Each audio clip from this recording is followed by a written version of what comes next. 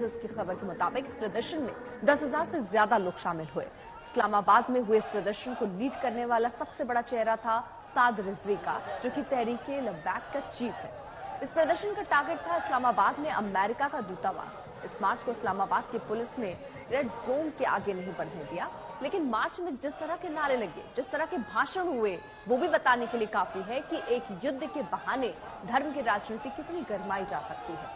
और इस मार्च की एक एक तस्वीर आपको दिखाते हैं, इसके पीछे का मकसद अच्छे से समझने के लिए।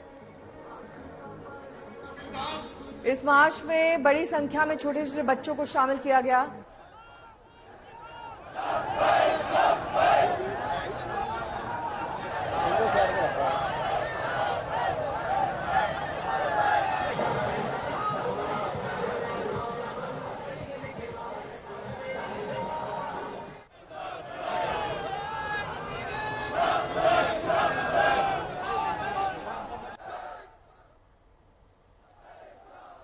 इस मार्च में बड़ी संख्या में छोटे छोटे बच्चों को शामिल कराया गया। छोटे बच्चों के हाथ में फिलिस्तीन का झंडा था। उन्हें ना तो फिलिस्तीन के बारे में कुछ मालूम था, ना इजराइल के बारे में, ना हमास के बारे में और ना ही इस युद्ध के बारे में, लेकिन वो झंडा फहरा रहे थे, नारे लगा रहे थे, गाजा जाकर हमास के लिए लड़ने की बात कर रहे थे।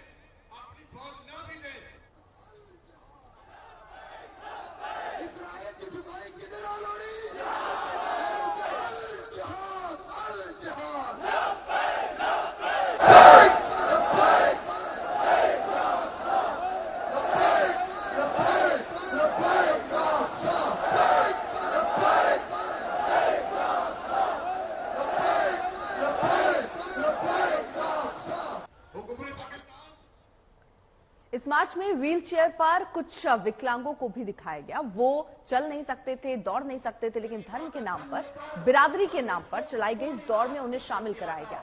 दुनिया को इस प्रदर्शन का मानवीय चेहरा दिखाने के लिए, ये बताने के लिए कि हमास के साथ बच्चे, बूढ़े, विकलांग सभी खड़े।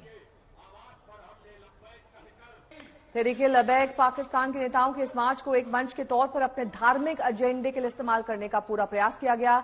उन्होंने भड़काऊ तकरीर दी और पाकिस्तान सरकार को अपनी सेना भेजने को कहा। यह भी कहा गया कि अगर पाकिस्तान की आर्मी वहां नहीं जा सकती तो उनके जैसे लोग और उनके समर्थक गाजा जाकर हमास के समर्थन में इजराइल के युद्ध करने को तैयार है।